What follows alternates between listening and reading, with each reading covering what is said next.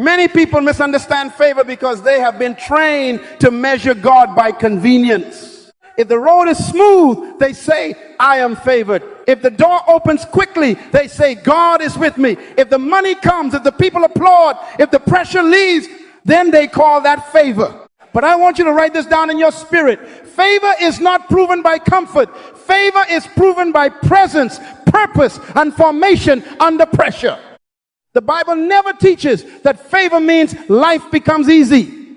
In many cases, favor increased responsibility.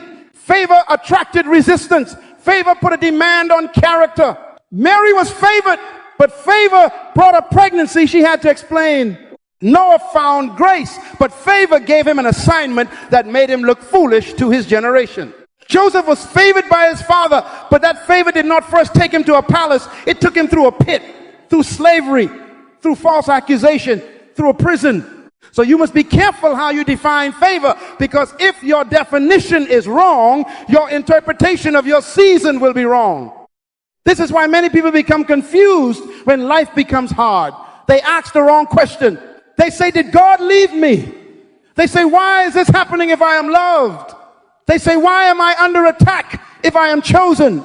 But the better question is not, did God leave me? The better question is, what is God forming in me? Because God's presence does not always remove pressure. Sometimes his presence gives meaning to pressure. Sometimes his presence gives strength inside pressure. Sometimes his presence uses pressure to reveal the person you are becoming. Principles are laws. They never change. You can disagree with your feelings, but you cannot disagree with a principle. And here is the principle. God does not give purpose without process. God does not give dominion without image. Image before dominion. Character before power. Responsibility before visibility. If God is going to trust you with influence, he must first form in you the integrity to carry it. Power without character will destroy you. Visibility without discipline will expose you. Blessing without maturity can become a burden. So favor is not first a feeling. Favor is not first a convenience. Favor is not first a smooth path. Favor is divine positioning for purpose. It is God putting you where your assignment can be developed, even when the place does not feel pleasant. It is God allowing circumstances to train your soul before they promote your name. It is God working in you before he works through you. Gold does not feel favored in the fire, but the fire is not punishing the gold. The fire is purifying the gold. A seed does not feel favored under the soil.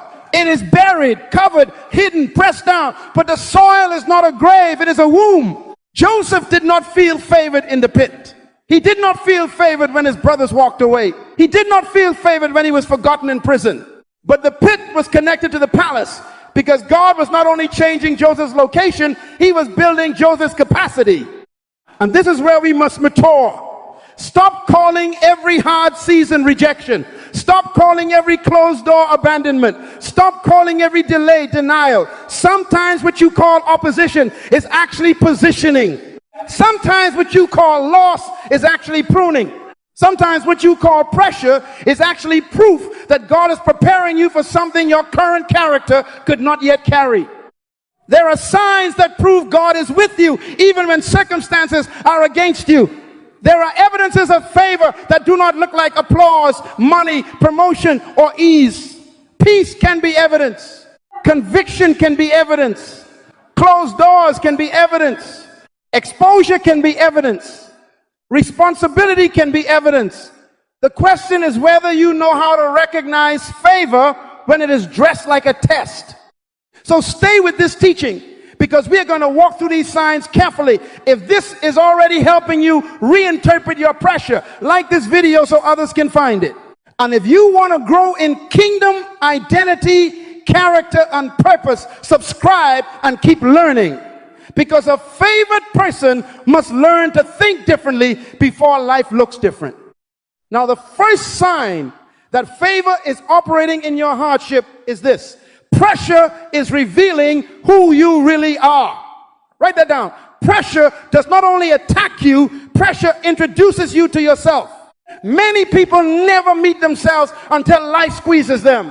They know who they are when people clap. They know who they are when money is available. They know who they are when everybody agrees with them. But the real test of a person is not who they are in celebration.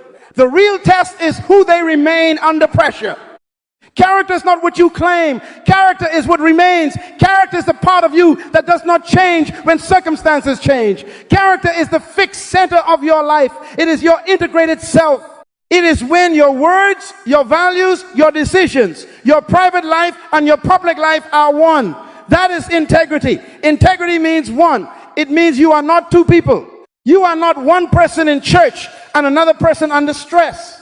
You are not one person when people are watching and another person at midnight. You are one. Why do we call letters characters? Because A is always A. A is A in America. A is A in Africa. A is A in Asia. A is A in the morning. A is A at midnight. A does not become B because the weather changed. C does not become D because somebody criticized it. One is always one. Two is always two. That is why they are called characters. They do not change under pressure. So when God begins to form character in you, he is forming a person whose convictions do not depend on convenience. This is where hardship becomes revelation. Hardship shows you what your identity is attached to. If applause leaves and you lose yourself, then your identity was in applause. If money gets tight and you become dishonest, then money was governing you. If comfort disappears and you abandon obedience, then comfort was your Lord. If people disapprove of you and you betray your convictions to be accepted, then approval had more authority over you than God. Pressure does not lie. Pressure tells the truth about the foundation. This is why favor does not always remove pressure quickly. God is not trying to destroy you. He is trying to reveal what can be trusted. Joseph is the evidence. The pit did not remove favor. Potiphar's house did not remove favor. False accusation did not remove favor. Prison did not remove favor. The Bible says the Lord was with Joseph. But notice, the Lord was with him in places that did not look favorable. His coat was taken, but his character remained. His position was taken, but his integrity remained. His reputation was attacked, but his convictions remained. When Potiphar's wife offered Joseph a secret opportunity, that was not just temptation, that was a character examination. Who are you when nobody is watching? Who are you when the door is closed? Who are you when your pain gives you an excuse? Joseph said, how can I do this great wickedness and sin against God? That means Joseph's identity was not rooted in Egypt. It was not rooted in Potiphar. It was not rooted in his clothing, his title, or his location. His identity was rooted in God. That is favor under pressure. Some of you are asking God to change your situation, and God is using the situation to establish your soul. You are praying, Lord, get me out, and God is saying, I am getting compromise out of you. I am getting fear out of you. I am getting dependence on people out of you. I am getting dishonesty out of you. I am getting emotional instability out of you, because favor is not just God giving you what you want. Favor is God forming you into someone he can trust. So look at what pressure is producing in you. If this season is making you more honest, that is not abandonment. If it is making you more prayerful, that is not rejection. If it is making you more disciplined, that is not punishment. If it is making you more dependent on God and less addicted to applause, that is formation. Pressure is not destroying your character. Pressure is strengthening it. Do not waste your test complaining about the fire. Ask what the fire is proving. Ask what the fire is purifying. Ask what the fire is exposing. A favored person does not only survive hardship, a favored person becomes more consistent in hardship. Same values, same obedience, same prayer life, same truth, same God. Because the first evidence of favor under pressure is not that everything around you changes. It is that something within you becomes unchangeable. Now, the second sign that favor is operating in your hardship is this. You have peace that circumstances cannot explain. Write that down. Favor often appears first as peace inside you before it appears as change around you. Many people think God has not answered because the door has not opened, the money has not come, the apology has not been given, the report has not changed. But sometimes the first evidence that God is working is not movement around you, it is government within you. Peace is not denial. Peace is not pretending the storm is not real. Peace is not spiritual numbness. Peace is not sitting down and refusing responsibility. No, peace is the rule of God inside a person who refuses to be ruled by panic. Peace means your emotions are present, but they are not president. Your feelings are real, but they are not king. Your circumstances speak, but they do not govern. That is kingdom. Kingdom means government. So when God gives you peace, he is establishing his government in your spirit before he manifests his answer in your environment. The storm may be real, the bills may be real, the opposition may be real, the delay may be real, the pain may be real, but so is God. You must never give your circumstances more reality than the presence of God. This is where many people lose their stability. They meditate on the problem until the problem becomes bigger than the promise. They rehearse the insult until bitterness becomes stronger than obedience. They study the lack until fear becomes their counselor. But a favored person learns to say, this is real, but it is not final. This is heavy, but it is not sovereign. This is painful, but it is not Lord. The foundation of peace is trust. You cannot have peace where you do not have trust. Peace is confidence that God's purpose has not been canceled by temporary conditions. Please hear me. Conditions are temporary. Principles are eternal. God's purpose is not intimidated by a bad week. God's assignment is not canceled because somebody walked away. God's word does not expire because your emotions are tired. If God spoke it, process cannot destroy it. Process prepares it. This is why the Bible speaks of peace that passes understanding. That means your mind cannot explain why you are still standing. Your friends cannot explain why you have not collapsed. Your enemies cannot explain why you are still kind. Your family cannot explain why you are still praying. The situation says you should be frantic, but something inside says, be still. That is not weakness, that is government. So let me ask you a question.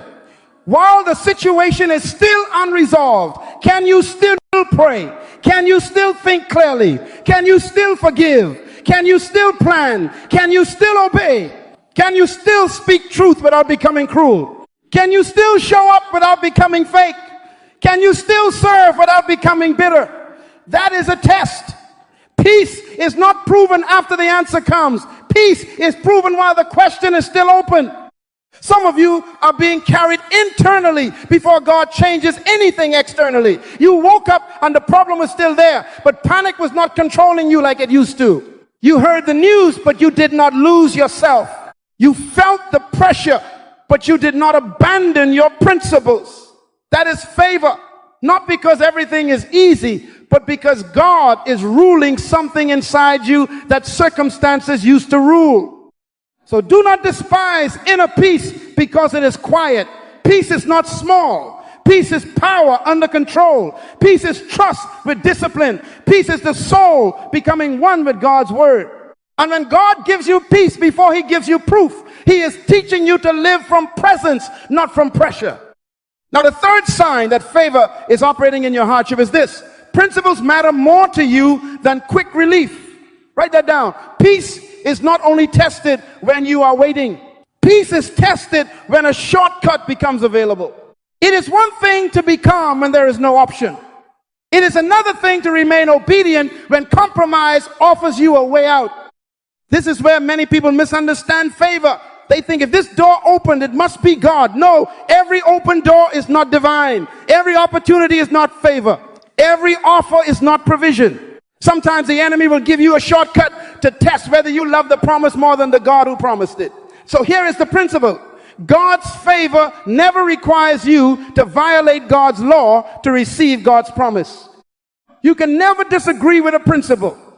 Principles are laws. They never change. Convenience changes. Pressure changes. Emotions change. People change. Markets change. But principles do not change. If honesty was right when you had money, honesty is still right when you are broke. If purity was right when you were admired, purity is still right when you are lonely. If obedience was right when life was easy, obedience is still right when life becomes hard. Favor is not convenience. Favor is conviction. Favor is not survival at any cost. Favor is obedience at every cost. A person without principles will call anything God if it reduces their pain. They will call manipulation wisdom. They will call lust love. They will call dishonesty strategy. They will call rebellion freedom. But a favored person does not redefine sin because life became difficult. A favored person says, I would rather lose the opportunity than lose my integrity. That is a sign when obedience becomes more valuable to you than escape. Favor is governing your life. When you can say no to something that would make life easier but make your soul smaller, God is forming character in you. Character is not proven by what you accept. Character is often proven by what you refuse. Joseph refused Potiphar's wife. That was not merely a sexual test. That was a favor test. He was in a foreign country. He had been betrayed. He had been sold. He had every human excuse to become bitter, careless, and selfish. But Joseph understood something. Pain does not give you permission to violate principle. He refused secret pleasure because he had public destiny. He refused the moment because he understood his assignment. That is integrity. Daniel did the same thing in Babylon. Babylon offered him food, position, education, access, and influence. But Daniel purposed in his heart that he would not defile himself. Notice, Babylon could change his name, but Babylon could not change his nature. Babylon could educate his mind, but Babylon could not own his convictions. That is what favor looks like under pressure. You may be in the system, but the system is not in you. And Jesus in the wilderness was offered a shortcut to dominion. Satan showed him kingdoms and said, in essence, you can have the crown without the cross. That is the temptation of every gifted person. Get the platform without the process. Get influence without obedience. Get visibility without sacrifice. But Jesus refused dominion without submission to the Father. Image before dominion. Character before power. Obedience before authority. Now let me bring it to your house. Money pressure will test your principles. Will you lie to get ahead? Will you cheat to survive? Will you steal because you are afraid? Relationship pressure will test your principles.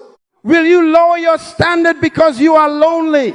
Will you stay connected to someone who is destroying your convictions? Career pressure will test your principles. Will you betray truth for promotion? Will you flatter people you should confront? Sexual pressure will test your principles. Who are you when nobody knows? Reputation pressure will test your principles. Will you protect your image by sacrificing your integrity?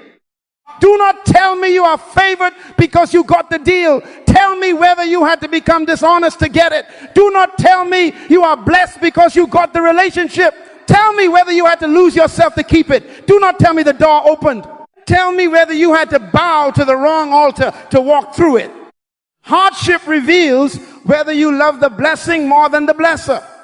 If you only obey God when obedience is profitable, you do not love principle, you love profit.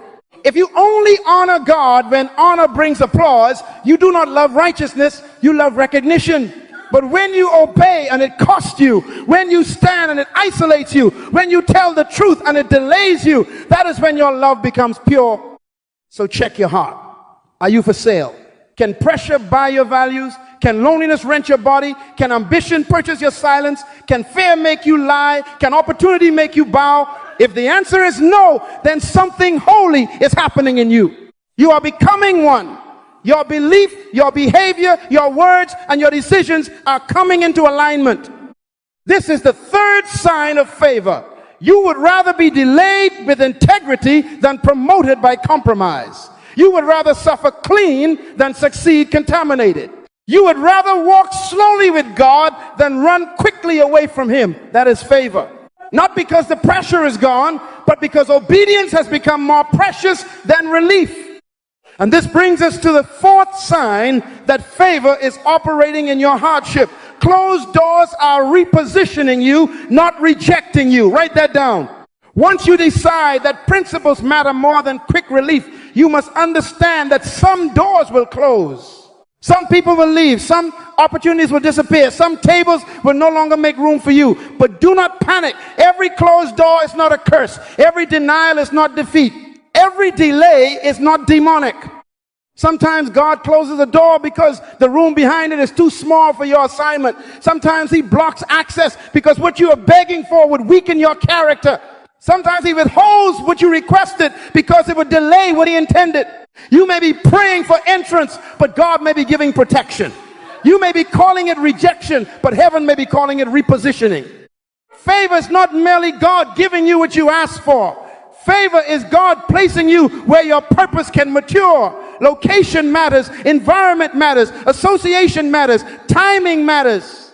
A seed can be good, but if it is planted in the wrong soil, it will never become what it was born to be. So God's favor does not just bless you, it positions you, it moves you, it separates you, it redirects you. It sometimes disappoints your preference to preserve your destiny. Look at Joseph. The pit looked like a closed door. His brothers shut the door to family acceptance, but the pit became transportation. Egypt looked like a strange door. He did not choose it. He did not apply for it. He was sold into it. But Egypt became training. Potiphar's house looked like opportunity, and then false accusation closed that door. But the prison became connection. The prison looked like delay, but in the prison was Pharaoh's servant. And Pharaoh's servant became the bridge to Pharaoh. The pit led to Egypt. Egypt led to prison. Prison led to Pharaoh. Every closed door became a corridor. That is why you must be careful with your interpretation. If your theology is shallow, you will call everything warfare. If your emotions are in charge, you will call every delay abandonment. If your pride is wounded, you will call every closed door rejection. But maturity asks a better question. Lord, what are you protecting? Lord, what are you positioning? Lord, what are you teaching me in this place that I could not learn in the place I wanted? Principles are laws. They never change. And one principle is this: God will never sacrifice your assignment to satisfy your impatience. He loves you too much to give you access to what will destroy your alignment. Some relationships you cried over were mercy. Some opportunities you lost were protection. Some delays that frustrated you were God keeping you from arriving with an undeveloped soul. So examine the fruit of the closed door. Did your purpose become clearer? Did your discipline become stronger? Did your prayer life become deeper? Did your dependence on God increase? Did your appetite for compromise decrease? Then favor is still moving. The door closed, but your character opened. The opportunity left, but your vision sharpened. The people walked away, but your identity became stable. Do not worship doors, worship God. Doors open and close. God remains. A favored person does not lose themselves because one entrance was denied. A favored person understands that God is not limited to the door you preferred. He can close one door to move you into a corridor you never would have chosen, toward a purpose you never could have arranged. So stop begging to enter what God is blocking. Stop calling protection punishment. Stop trying to force a door that requires you to become smaller, weaker, dishonest, or divided. If you must lose your integrity to enter, it is not favor. If you must abandon your assignment to be accepted, it is not favor. If you must become less like God to get in, stay out. The fourth sign of favor is this: the closed door did not kill your purpose. It clarified it. It did not end your journey. It redirected it. God is protecting your assignment and repositioning your life. Now, the fifth sign that favor is operating in your hardship is this: the test is exposing what cannot enter your future. Write that down. Favor does not only open what belongs to you, favor removes what cannot go with you. The last sign dealt with doors. That is external. This sign deals with pruning.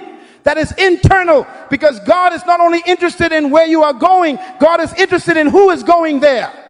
Every future has a character requirement. Every assignment has a weight. Every level has a demand. You cannot carry a great purpose with a divided soul. You cannot carry public responsibility with private disorder. You cannot carry kingdom influence with hidden corruption controlling your appetite. So before God promotes a life, he purifies a life. Before he increases visibility, he examines integrity. Before he puts weight on your name, he puts fire on your character. This is why hardship can become a mirror. It shows you things success may have hidden. It exposes dependence you did not know was there. It exposes pride that sounded like confidence. It exposes resentment that sounded like discernment. It exposes dishonesty that sounded like strategy. It exposes lust that sounded like loneliness. It exposes greed that sounded like ambition. It exposes fear that sounded like wisdom. Pressure has a way of introducing you to the parts of yourself that cannot survive in your future. Do not condemn yourself because God exposed something. Exposure is mercy when it happens before destruction. Please hear me. God reveals weakness to heal it, not to shame you. He shows you the crack before the building collapses. He shows you the infection before it spreads through the whole body. He shows you the compromise in private before it becomes a scandal in public. That is not punishment. That is favor. Because anything God reveals, He intends to redeem, correct, discipline, and bring under His government. There are three areas that will test every person: power, money, and appetite. Power will reveal how you treat people when you do not need them. Money will reveal what you truly trust. Appetite will reveal what governs your body when nobody is watching. These three things do not create character. They reveal it. Power does not make you arrogant. It reveals arrogance. Money does not make you greedy. It reveals greed. Appetite does not make you undisciplined. It reveals what was already ungoverned. So let me ask you some questions. What are you tempted to do when no one is watching?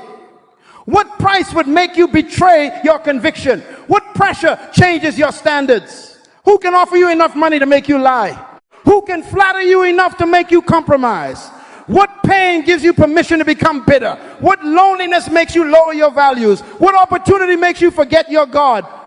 These are not small questions. These are destiny questions, because your future is not only determined by what you can do, your future is determined by what can be trusted in you. Your gift may open a door, but your character determines whether you can remain in the room. Your talent may attract attention, but your integrity determines whether attention will destroy you. Image before dominion, character before power, purity before platform. Some of you are in a season where God is showing you what must be surrendered. Do not fight Him. He is showing you what must be corrected. Do not defend it. He is showing you what must be disciplined. Do not excuse it. If anger is being exposed, bring it to God. If fear is being exposed, bring it to God. If lust is being exposed, bring it to God. If pride is being exposed, bring it to God. Do not hide what God is trying to heal. A favored person does not protect dysfunction. A favored person does not negotiate with bondage. A favored person does not call weakness personality. A favored person says, Lord, make me one in my words, one in my motives, one in my values, one in my private life, one in my public life, one when I am praised, one when I am pressured, one when I have abundance, one when I have little. This is purification. It is not comfortable, but it is necessary. The gold cannot keep the impurity and become pure. The branch cannot keep the dead weight and become fruitful. The leader cannot keep secret compromise and become trustworthy. God loves you too much to let you enter your next level carrying what would destroy you there. So if this season is exposing what must be surrendered, corrected, or disciplined, do not call it abandonment. Call it preparation. God is preparing you for a heavier responsibility. Favor is not only what God adds to your life. Favor is also what God removes from your life. The fifth sign of favor is this: God is exposing what cannot survive in the next level of your assignment. Now, after God begins to purify your life, do not think He has canceled your purpose. This is the sixth sign that favor is operating in your hardship. Your gift still serves people while you are struggling. Write that down. Favor is visible when your gift continues to serve others even before your circumstances improve. God deals with character, but He does not kill the gift. He disciplines the vessel so the gift can flow without contamination. Favor is connected to assignment. Assignment is not revealed by applause. Assignment is revealed by service. Your gift was never given only for your comfort. Your gift was given for contribution. A tree does not eat its own fruit. The mango tree does not eat mangoes. The apple tree does not eat apples. The tree produces fruit for somebody else to be nourished. That is why your gift keeps pulling people toward you. Even when you are in a hard place, they need the fruit you carry. Look at Joseph. Joseph was in prison, but his gift was not in prison. His body was confined, but his assignment was still moving. Before he managed Egypt, he interpreted dreams in prison. Before he stood before Pharaoh, he served the butler and the baker.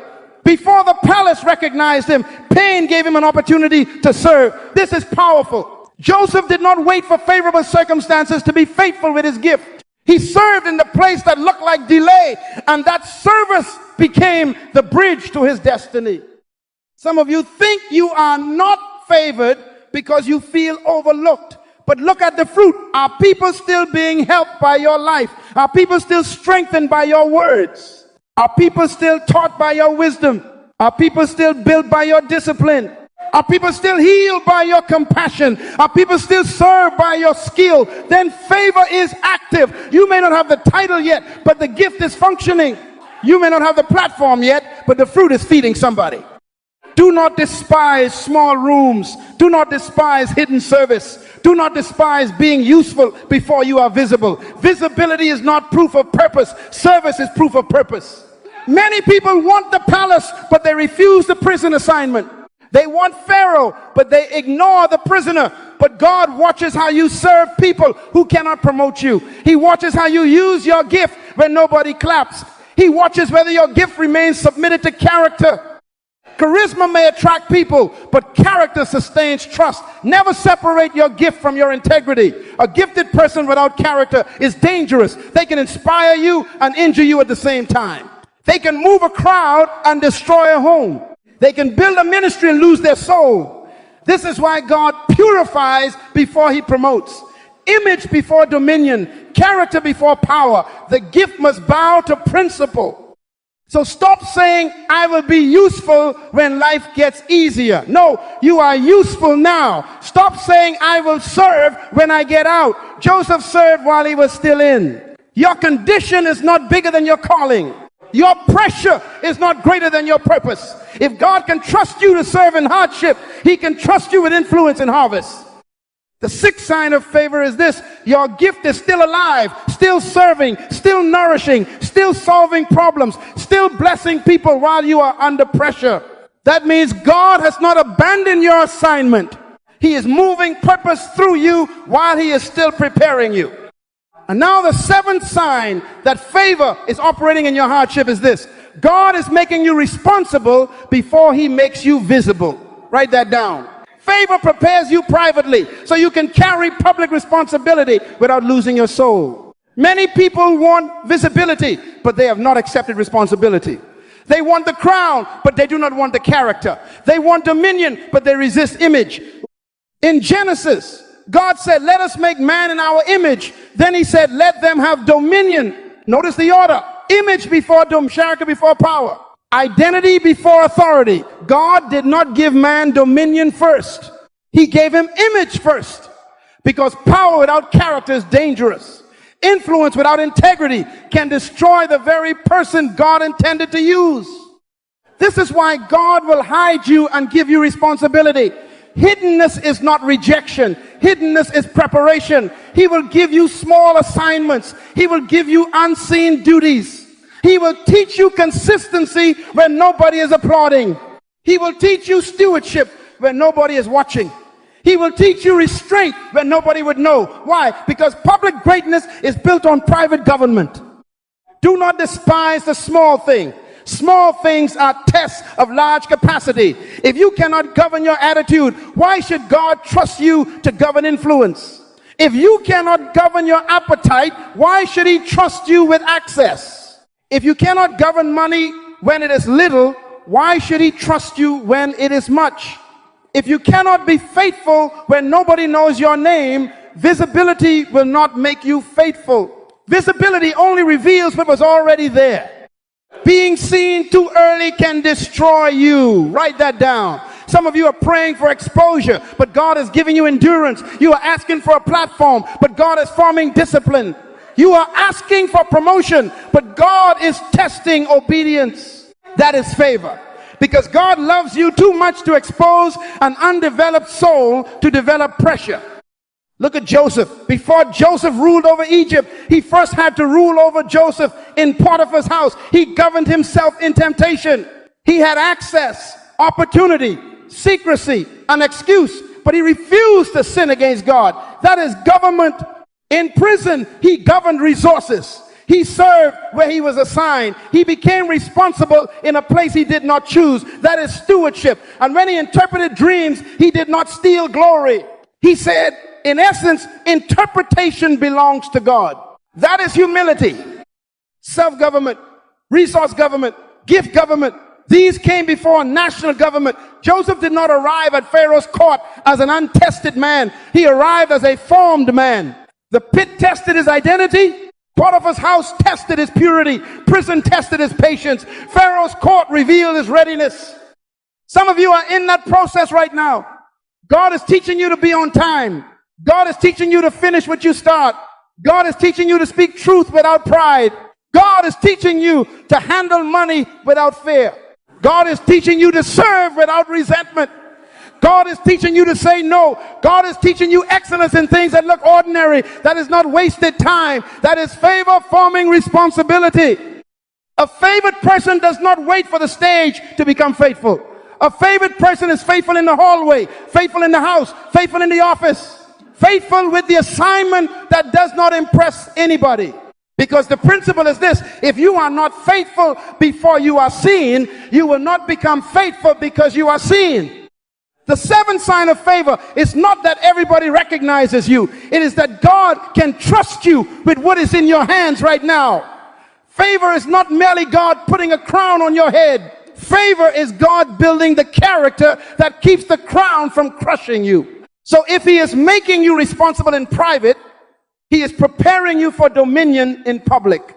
Your struggle has not canceled your assignment. It is training the person who must carry it.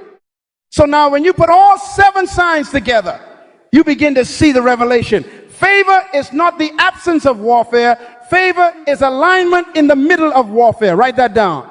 The proof that God is with you is not always that the battle stopped. Sometimes the proof is that the battle did not make you become something God never called you to be.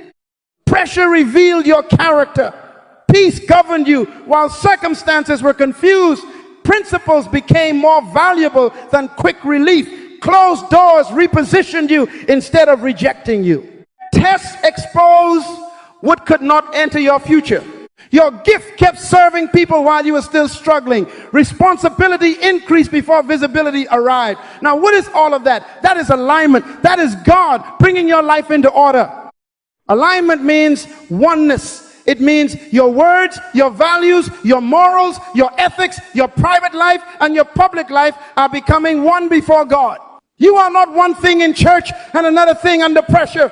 You are not honest when it is profitable and dishonest when it is painful. You are not pure when people are watching and careless when nobody knows. You are becoming integrated. You are becoming whole. You are becoming the same person in every room.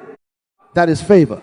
Not just money, not just position, not just comfort, not just applause. A shallow person celebrates favor only when they receive more income, more attention, more opportunity, more access. But kingdom favor is deeper than increase. Kingdom favor makes you trustworthy. God can trust you with pain. God can trust you with people. God can trust you with resources. God can trust you with influence. God can trust you with his purpose. Do not reduce favor to a good season. Favor is bigger than a season. Favor is God's presence forming God's character in you so you can fulfill God's assignment through you. If hardship is making you bitter, divided, dishonest, and careless, then you must examine your response. But if hardship is making you cleaner, stronger, more obedient, more disciplined, more faithful, more submitted, then favor is working. The circumstances may not look favorable, but your life is becoming aligned. This is why you must stop asking only, am I favored? That question is incomplete. The better question is, am I becoming faithful with the favor I carry? Because favor carries responsibility. Favor carries weight. Favor carries expectation. If God gives you peace, govern it. If God gives you a gift, serve with it. If God gives you resources, steward them. If God gives you influence, protect it with character. If God gives you hardship, let it produce alignment. The deepest evidence of favor is not that life became easy. The deepest evidence of favor is that your life is coming into agreement with God's purpose and God's character. Your soul is learning government. Your appetites are coming under discipline. Your motives are being purified. Your assignment is becoming clearer. That is favor under pressure. So do not misread your season. Warfare does not cancel favor. Delay does not cancel favor. Closed doors do not cancel favor. Hidden responsibility does not cancel favor. If God is making you one, He is preparing you to be trusted. And when God can trust the person, He can release the purpose. So now I want to bring this into your life. Stop waiting for life to feel favorable before you live like a favored person. Write that down. A favored person lives by conviction before circumstances become convenient. Discipline does not wait for comfort. Gratitude does not wait for abundance. Obedience does not wait for applause. Purpose does not wait for perfect conditions.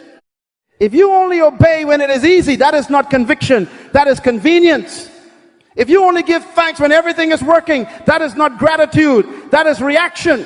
If you only protect your character when people are watching, that is not integrity. Integrity means you are one. Same person in pressure, same person in delay, same person in disappointment, same person when the door opens and same person when the door closes. So audit your life. Where has pressure changed your standards? Where did pain give you permission to become careless? Where have you confused delay with rejection? Where are you calling abandonment what God may be using as preparation? Where is God asking for deeper integrity? Not deeper emotion, not deeper explanation, deeper integrity. Ask yourself, what have I allowed because I was tired? What have I tolerated because I was lonely? What have I compromised because I wanted relief? Who am I becoming under pressure? That is the question. Because favor is not just what is on you. Favor must become what is formed in you. This week, choose one area where you will obey God without needing immediate proof, applause, or relief. One area. Do not make it mystical. Make it practical. Tell the truth. Pay what you owe. Forgive who you keep rehearsing. End what is weakening your convictions. Finish what you started. Serve without resentment. Pray without performing. Give thanks before the evidence changes. Live by principle. And make this declaration over your life. I will not sell my character for comfort. I will not abandon my purpose because of pressure. I will not become dishonest because I am delayed. I will not become bitter because I am being formed. I will walk in favor with integrity. I will be one before God, one in private, one in public, one in prosperity, one in hardship. If that is your decision, write it in the comments. I choose favor with character, or write the truth you are choosing to believe and live out according to God's original purpose for your life. Do not just watch truth, respond to truth. Put a demand on your own spirit to come into agreement with what God is forming in you. And if this teaching helped you recognize God's hand in your process, like it, subscribe, and share it with someone who is under pressure. Send it to someone who thinks hardship means God forgot them. Help them see that pressure can be preparation, delay can be positioning, and correction can be favor. Hear me as we close. If God is forming you, correcting you, positioning you, purifying you, and still using you, then you are not forgotten. You are not abandoned. You are favored for purpose. The season may be hard, but the hand of God is still present. Walk upright. Guard your heart. Keep your convictions. Favor is working where character is being formed.